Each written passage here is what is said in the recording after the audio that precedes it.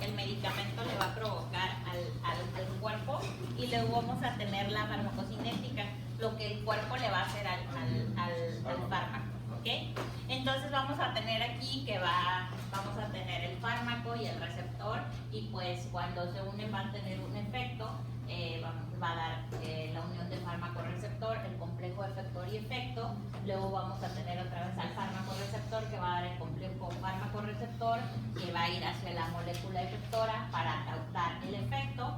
Y todo esto, ¿okay? Que no es tan importante que ustedes lo sepan, pero esto sí es importante. Entonces, vamos a tener, y como se dan cuenta, el fármaco. El fármaco puede ser un agonista, que ya dijimos que es un agonista, que la va a activar, ¿ok? Y también vamos a tener un inhibidor competitivo o un antagonista, ¿ok? Vamos a tener también un activador alostérico y un inhibidor alostérico. Entonces, si ustedes se dan cuenta en la gráfica, cuando el fármaco, que es un agonista, se une al receptor, pues sí va a dar un efecto. Si ustedes se dan cuenta en AS, pues tiene su efecto. Sin embargo, cuando un inhibidor competitivo se une al receptor, este va a ser un inhibidor competitivo. Entonces, cuando tú le aumentas la dosis al inhibidor competitivo o al antagonista, pues ¿qué va a hacer? ¿Qué va a pasar en A y B? El efecto sí se va a dar, pero va a tardar en hacer su efecto, no como solamente el agonista. Y cuando el activador alostérico se une al agonista, va a potenciar el efecto, ¿ok? Y va a ser mayor. Y cuando el inhibidor alostérico se une, pues obviamente que va a disminuir demasiado su efecto, ¿ok? Entonces por eso es que vamos a tener medicamentos que a veces son combinados. ¿Algún medicamento que ustedes sepan que al unirse potencia su efecto? Bueno, yo he leído algunos, por ejemplo, para dolor tipo cólico, algo así que trae cafeína. Ajá, cafeína con cofeaspirina, ajá, ese es un efecto. También, por ejemplo, la lidocaína que trae lidocaína más epinefrina, ¿ok? ¿Qué va a hacer? Hace que el efecto de la lidocaína lo haga más rápido, que no te esperes hasta 20 minutos. Ajá. Cuando se nebuliza, ajá, también tiene un efecto, ¿no? Pues sí, tiene que ver con todos estos de los agonistas. No, lo que voy es que si lo potencia. Sí, puede potenciar su efecto, pero también hay otros medicamentos que pueden disminuir el efecto. Un caso, ajá. Doctor, igual hay un medicamento, justo ahora no recuerdo el nombre, pero se afora con cierta cantidad de lidocaína, porque le dice que al administrarlo duele demasiado. Entonces, primero va la lidocaína en la misma jeringa aforado y después. Sí, como por ejemplo el propofol. El propofol. Ajá, ok. El del propofol llenas la jeringa hasta 19 y le pones un cc de lidocaína, entonces ya disminuye. Ajá. ¿Qué pasa cuando hay un medicamento que estimula el mismo mecanismo? Pues se va a potenciar más. Entonces, sin afecta a la función de la dicterasa. Entonces, se va a potenciar más el efecto, ¿sale? Bueno, entonces sí les quedó eso de agonista y todas estas cosas, ¿verdad? Bueno, entonces también vamos a tener agonistas que van a inhibir a sus moléculas de unión, ¿ok? Como por ejemplo los colinomiméticos, ¿ok? Estos medicamentos van a imitar a los fármacos agonistas al inhibir las moléculas responsables de terminar la acción de un agonista endógeno, como los inhibidores de la acetilcolinesterasa, que van a ralentizar la destrucción de la acetilcolina endógena. ¿Dónde vamos a utilizar un colinomimético? Pues por ejemplo aquí en esta enfermedad que se llama miastenia gravis, ¿okay? Entonces, ¿qué pasa en la miastenia gravis? ¿Cuál es la fisiopatología? Hay anticuerpos contra los receptores, que son los receptores nicotínicos de acetilcolina, ¿ok? Entonces, ¿para qué me sirven los receptores nicotínicos de acetilcolina? Pues para que yo haga esto, ¿no? O sea, entonces, esta es un neuromuscular normal. Está el axón, entonces viene aquí la acetilcolina, aquí tenemos a los receptores nicotínicos y pues se unen bien padre, y entonces ya, ¿qué hacen? Pues ya tú tienes fuerza y todo. ¿Y qué pasa en la miastenia gravis? Pues viene la acetilcolina, pero pues aquí hay anticuerpos, entonces no se pueden unir. ¿Y el paciente cómo está? Entonces está todo débil, ¿ok? Pero para eso vamos a tener a la piridostigmina, que la piridostigmina pues es un agonista, que va a inhibir sus moléculas de unión, y entonces va a inhibir a la acetilcolinesterasa. ¿Qué hace la acetilcolinesterasa? Pues se come a la acetilcolina, ¿no? Entonces le dice, a ver, ya, no hay acetilcolinesterasa, no te voy a comer, va a haber mucha acetilcolina, y entonces el paciente con miastenia gravis va a estar feliz, ¿sí? Bueno, entonces ese es un ejemplo. Luego vamos a tener los agonistas parciales y los agonistas inversos, ¿ok? No se confundan tanto, esto pues porque es parte de la introducción, y yo se los doy así para que pues no anden tan perdidos como yo cuando llevé Pharma, y que lo único que me acordaba de Pharma era que el captopril daba tos. Era lo único, no me acordaba más. ¿Ok? Entonces, vamos a tener actividad constitutiva. ¿Cuál va a ser la actividad constitutiva? Aquí tenemos esta gráfica, ¿ok? Dice que es un efecto que tiene un receptor sin estar unido a un agonista o a un activador, ¿verdad? El receptor siempre va a tener una forma activa, ¿ok? Un receptor activo, RA, receptor activo. ¿Ustedes qué creen que pueda ser un ejemplo de actividad constitutiva? ¿No? Bueno, ahorita vemos más adelante, ¿ok? Luego vamos a tener un agonista total. El agonista total va a saturar todos los receptores en su máxima extensión del sistema. Entonces, si se dan cuenta, el agonista total o completo va a tener mayor afinidad por aquel receptor que esté activo. Entonces, al unirse, pues va a potenciar su efecto. Entonces, este es el agonista completo. Vamos a tener un agonista parcial, que aquí está el parcial. Este agonista parcial va a saturar el receptor en su máxima extensión, pero aunque lo sature en su máxima extensión, no va a tener la misma respuesta. Entonces, si se dan cuenta, pues su respuesta va a ser muchísimo menos que la del agonista completo, ¿ok? Y luego vamos a tener el agonista neutro. Un antagonista va a bloquear el sitio del receptor para el agonista de las mismas cantidades relativas que en ausencia de medicamento. Entonces, pues, o sea, como que no va a hacer nada, ¿ok? Eso es como la gente que la metes a exponer y nada más hace y ahí está parada y no hace nada. Así, no va a hacer nada, ¿ok? Bueno. ¿Se utilizan en algunos casos? ¿Mande? ¿Se utilizan en algunos casos? En algunos casos, pues, ¿Cómo cuáles? En muy poquitos casos. Vamos ahí, eso ahorita no es muy importante, nada más para que ustedes vayan entendiendo, ¿sale? Y luego vamos a tener los agonistas inversos. Los agonistas inversos van a va a activar la parte inactiva del receptor, y antagonista va a reducir la actividad por debajo de los niveles basales. Ahorita les voy a dar un ejemplo de un agonista inverso, que esto sí, pues eso sí se los pregunto en el examen. Ajá. Si es un agonista inverso, así funciona al revés, no es un antagonista entonces. Pues puede ser también un antagonista, un agonista inverso o antagonista. Entonces nada más ten cuidado con ese juego de palabras a la hora del examen. Porque luego sí les pongo si es un agonista inverso o si es un antagonista, o si pueden ser los dos. Entonces, ¿qué me respondes? Es lo mismo. Pues los dos. ¿No sé?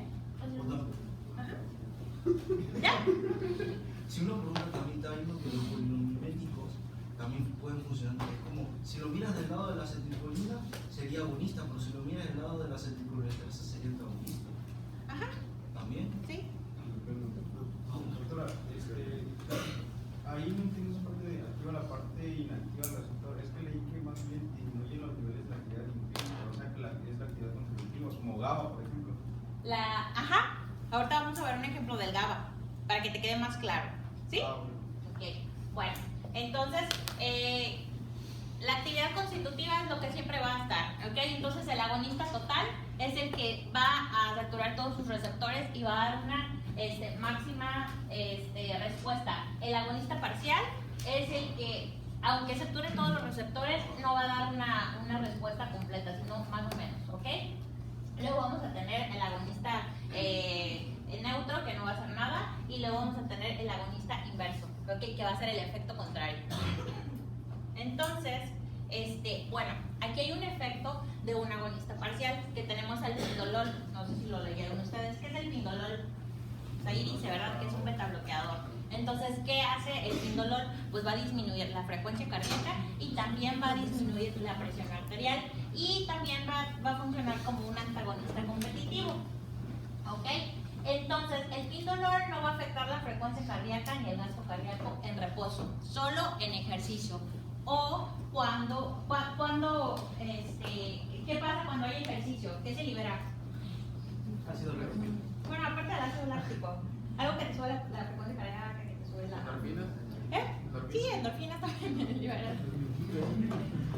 ¿Qué pasa con la adrenalina? Se eleva, ¿ok? Entonces, ¿qué va a hacer el pindolol? Pues eso lo va a bajar, ¿sale? Pero por sí solo, o sea, te va a estar bien, o sea, tampoco es que te va a bajar demasiado. ¿Pero ¿sí? se utiliza en situaciones de deportistas o...? No, cuando hay el hipertensión? pindolol lo vas a utilizar en un paciente que es hipertenso, ¿ok? Entonces, en un paciente que es hipertenso te va a mantener bien la presión arterial y la frecuencia cardíaca, no va a haber nada no va a modificar nada tu gasto cardíaco. Y si esa persona se pone a hacer ejercicio, pues lo va a mantener también bien. ¿Sí? Y, o sea, es lo mismo que el propanolol. ¿Y el propanolol? O sea, digo, ¿cuál es la diferencia entre El efecto que tiene, que el pindolol va a ser un antagonista competitivo. pero no también El propanolol también puede ser un antagonista competitivo, pero tiene más efecto, el propanolol a veces va a tener más efecto beta bloqueador que este. ok, por eso los... Ujú.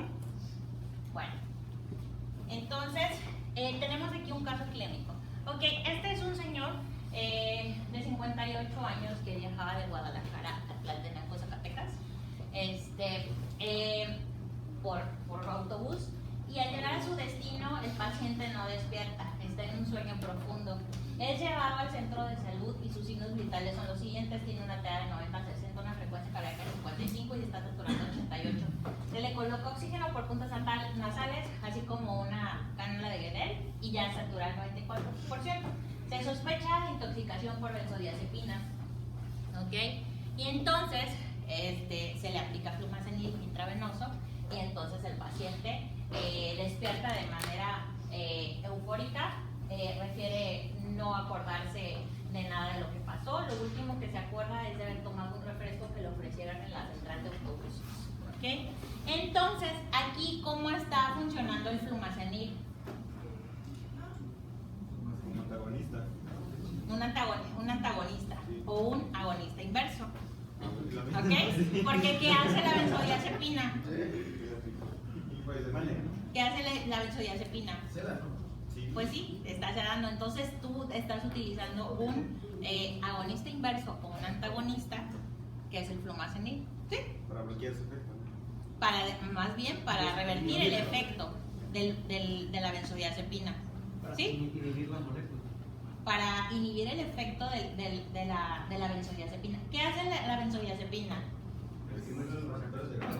Ajá, y te causa sueño, te causa sensación y todo eso. Entonces, ¿qué hace el flumazenil? Pues le dice, oye, quítate de aquí, ¿ok?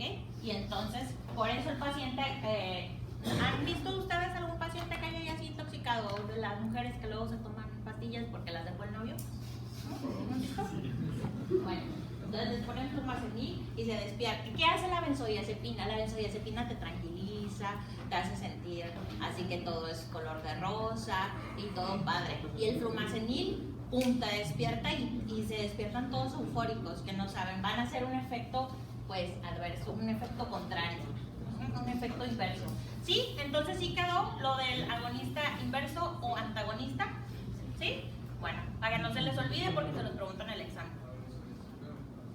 Bueno, entonces, la duración del fármaco, mientras el receptor esté acoplado mientras el fármaco esté acoplado al receptor, entonces, pues es el efecto que va a tener en el cuerpo, ¿ok?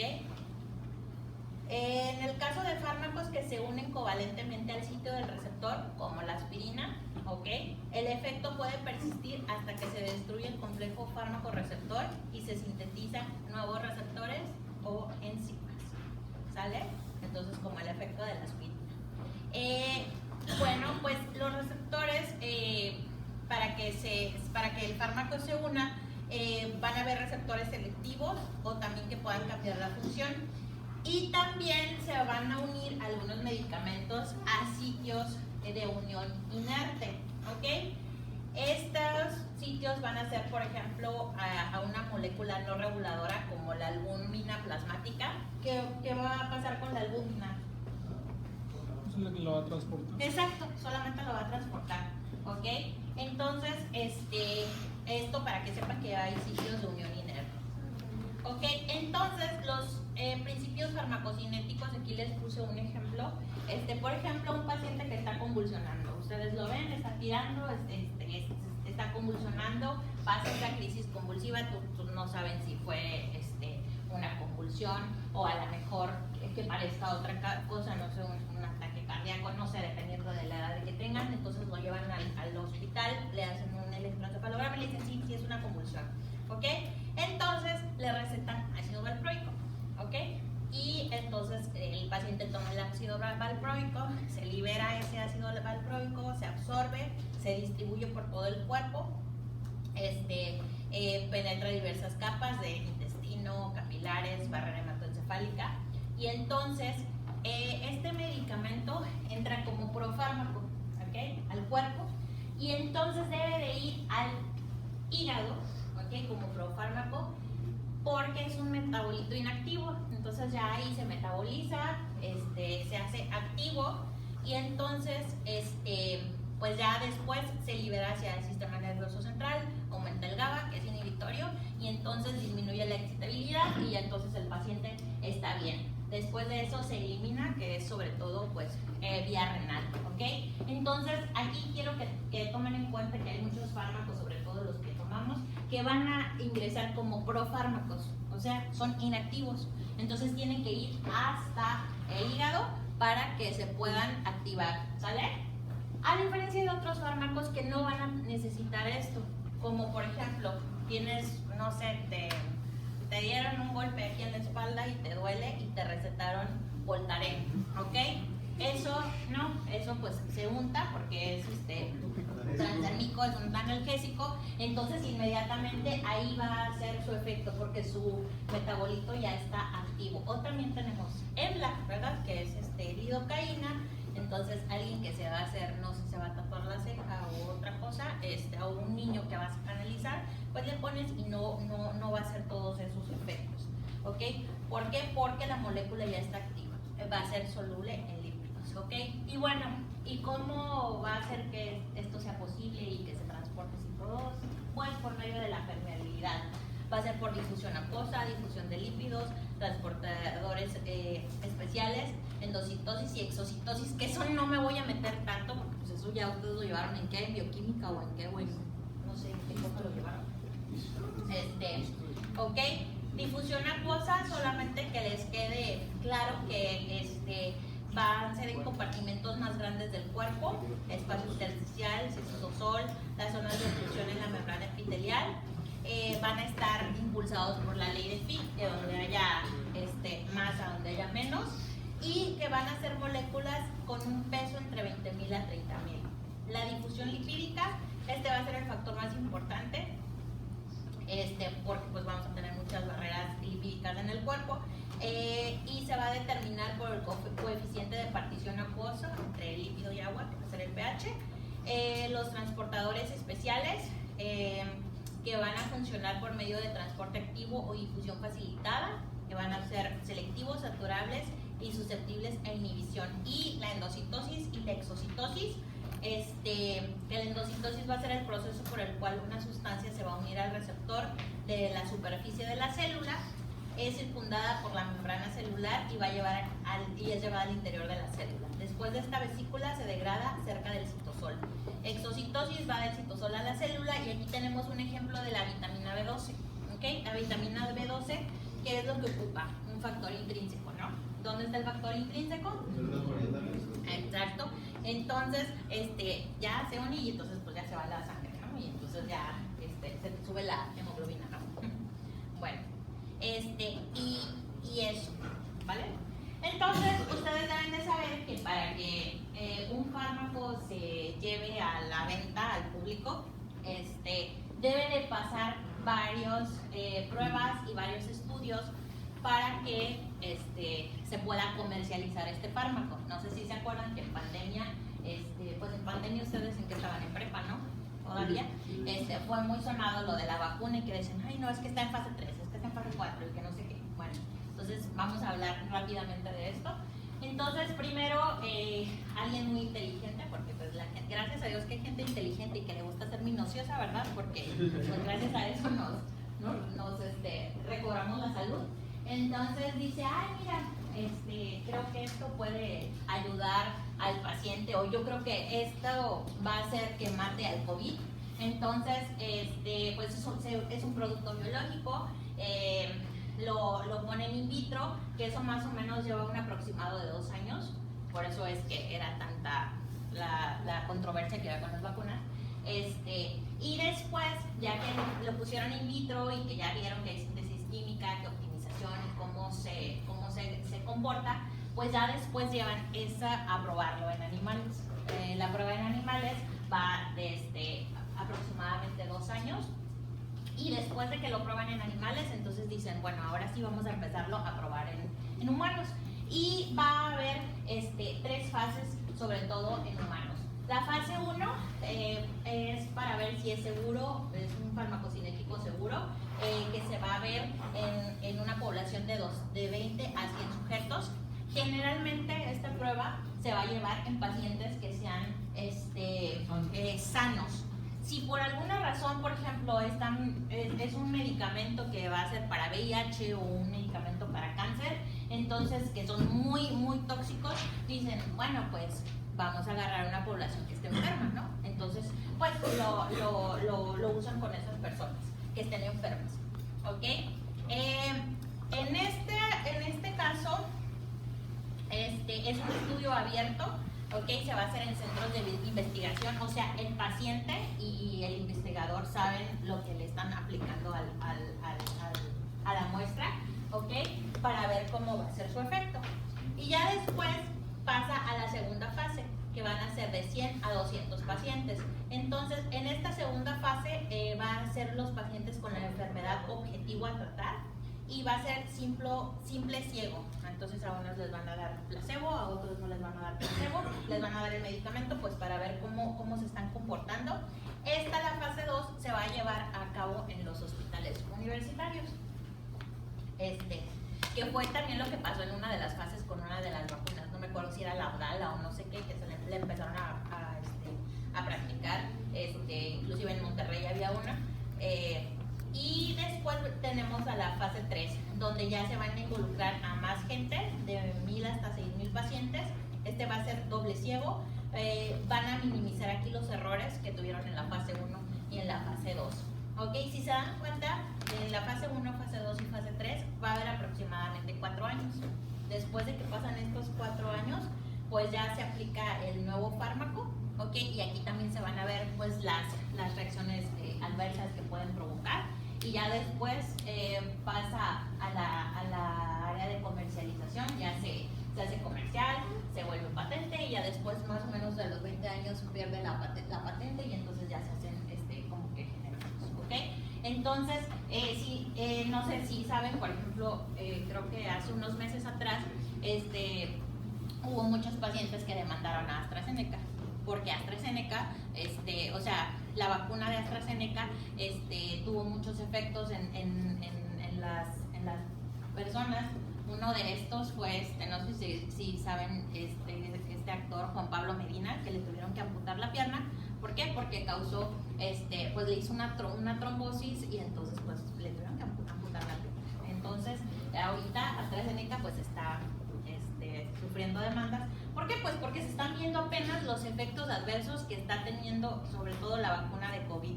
Hablo de la vacuna de COVID porque es lo que acaba de pasar últimamente. Tampoco estoy diciendo que las vacunas no son buenas, ¿no? Vacúnense y todo.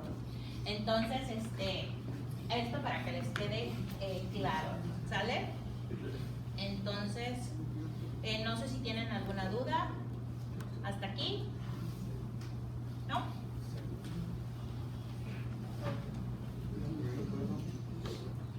Les voy a empezar otra clase más y ya sale. Yo sé que los voy a tosigar, pero lo siento. Es que Pharma es muy extenso y son muy poquitas clases.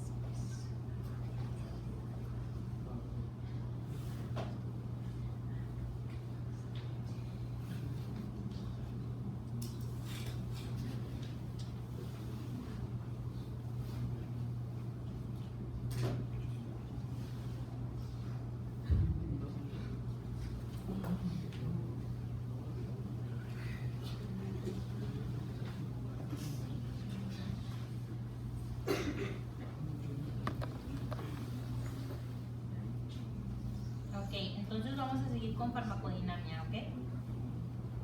Entonces ya vimos que farmacodinamia va a ser lo que el medicamento le va a hacer al cuerpo, ¿sale? Bueno, entonces vamos a, para que se lleve a cargo la acción farmacológica, vamos a ocupar de un fármaco y de un receptor, ¿ok? Entonces al unirse el fármaco receptor, pues van a ir a la diana, al tejido, a la molécula fármaco para causar este efecto, ¿ok? Y estos se van a distribuir de manera no uniforme en todo el cuerpo, ¿ok? Y entonces, por el organismo y por los tejidos, ¿ok? Y entonces, obviamente que si el fármaco no se une al receptor, pues no va a haber una función. Entonces tiene que unirse al receptor. Entonces ya les hablé de unas características cuando les puse la pelotita esta que usan los niños para meter las figuritas. Entonces, a ver, ¿cuáles son algunas de las características que tiene que tener el receptor para que se pueda unir al fármaco? La forma, ajá, ¿qué más? La carga eléctrica, ¿qué más? El tamaño, ¿ok? Y el enlace, todas esas cosas. Entonces un tamaño entre 100 a 1000, ¿ok? La carga eléctrica que dijimos de los enlaces covalente, electrostático, hidrófugo, la forma del fármaco. Entonces, teniendo ya todas esas características, va a venir el fármaco y entonces se va a unir, ¿ok? Se va a aproximar. Deben de estar suficientemente próximas para que puedan interactuar y entonces haga el efecto, ¿sale? Entonces ya están suficientemente próximas, llegan a la diana farmacológica y entonces se van a unir, mayormente se van a unir a proteínas, aunque se van a unir a otras cosas, ¿ok? Y entonces vamos a tener aquí los importantes sitios de unión, van a ser a receptores, van a ser también a enzimas, a proteínas transportadoras y a canales iónicos, eso es a donde se va a unir, ¿ok? Y hay que acordarnos que el receptor va a ser una molécula específica que va a realizar una función reguladora y el fármaco va a ser una sustancia que va a ser capaz de cambiar la función biológica, ¿ok? Y entonces vamos a hablar de la especificidad del fármaco.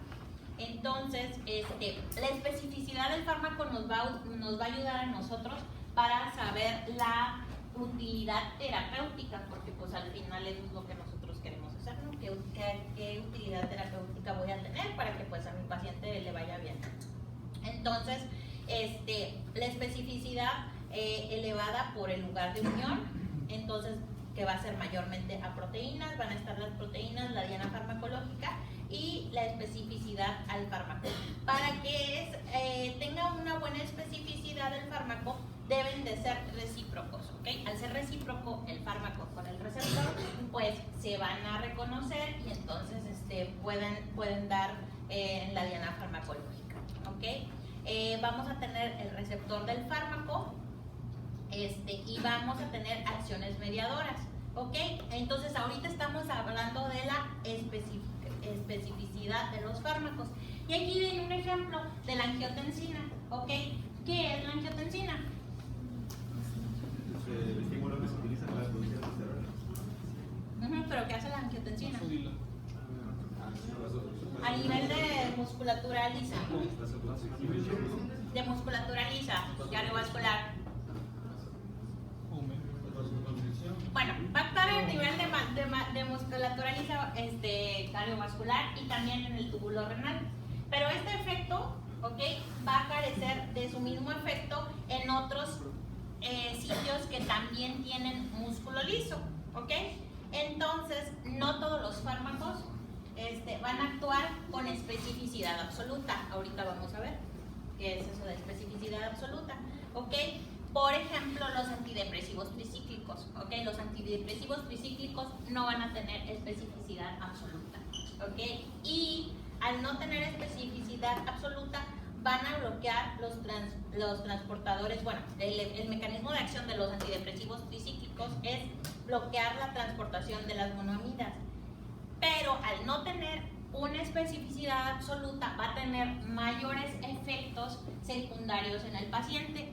Uno de los efectos secundarios de los antidepresivos tricíclicos es la serostomía. ¿Qué es serostomía? Boca seca, ¿ok? Entonces, los efectos secundarios de los medicamentos van a tener que ver con la especificidad absoluta. Esto es para que lo sepan y entiendan de qué, porque hay medicamentos que dan mayores efectos secundarios que otros, ¿ok? Y entonces, porque van a tener la capacidad de bloquear distintos receptores, o sea, no se van a ir a un solo receptor, sino que van a andar desde aquí y acá, como el que es picaflor, ok, le habla una, le habla otra y así, que anda con todos, ok. Entonces, tiene capacidad para bloquear distintos receptores, ok. Entonces, como no todos los medicamentos van a tener especificidad absoluta, pues vamos a ocupar mayor dosis, ¿ok? Porque van a ser menos potentes, entonces, o son menos potentes, pues voy a ocupar mayor dosis. Pero también si ocupo mayor dosis, pues voy a tener más efectos adversos en el paciente.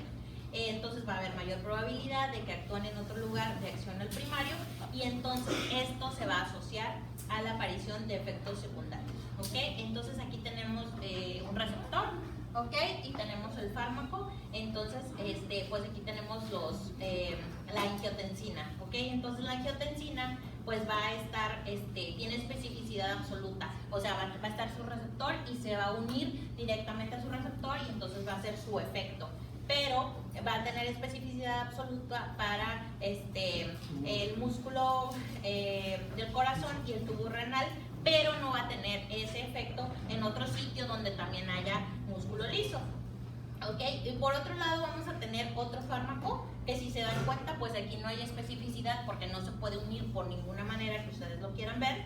A lo mejor tiene un poquito la forma, pero no va a tener, pues no se puede llenar con ningún enlace, ¿ok? Y después vamos a tener el otro ejemplo de los antidepresivos tricíclicos, que si se dan cuenta está el receptor y está el fármaco, entonces se une, pero esto se va a unir con otros receptores fuera del primario, porque si se dan cuenta, pues a lo mejor si viene otro receptor, pues se puede unir aquí y entonces estos van a dar más efectos secundarios. Aquí está el ejemplo de los antidepresivos tricíclicos. Entonces, si se dan cuenta, lo amarillo es el sitio principal de unión, pero también vamos a tener otros sitios que no van a ser los principales. Entonces, vienen los antidepresivos tricíclicos, viene aquí el fármaco, ¿ok? Y entonces llega el fármaco y el fármaco que posee especificidad se va a unir pues al sitio principal del receptor. Entonces, ahí se une. ¿Ok? Pero no, si hay un fármaco que no posee la especificidad absoluta, pues se va a unir afuera del sitio principal, como lo estamos viendo aquí. Llegan más fármacos y entonces se une a los sitios secundarios. Entonces, entre menos potencia, pues vamos a ocupar más dosis, ¿ok? Pero también al ocupar más dosis, pues vienen los efectos secundarios, ¿ok? En el paciente, y entonces pues eso no está muy bonito que digamos.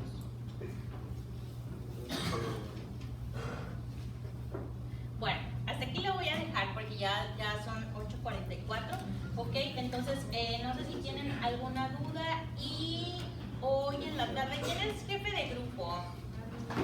Ok.